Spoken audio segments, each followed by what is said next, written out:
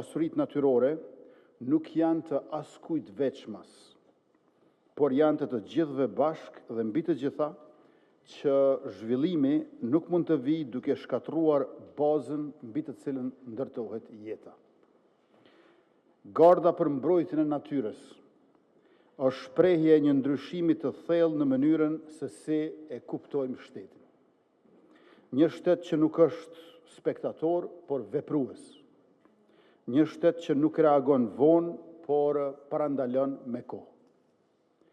Pra, politika, veprime e masa paraprake, duke mos pritur për reakcion ndaj dëmit i cili tashmë veçse është shkaktuar.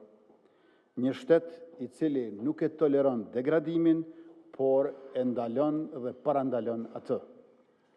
Për shumë vite, natyra në vendin tonë është trajtuar si një hapësirë pa zot. Aty ku ka munguar shteti, ka hyrë abuzimi. Aty ku ka munguar ligji, ka dominuar interesi i ngushtë. Ne po e ndryshojmë rrënjësisht këtë logjikë.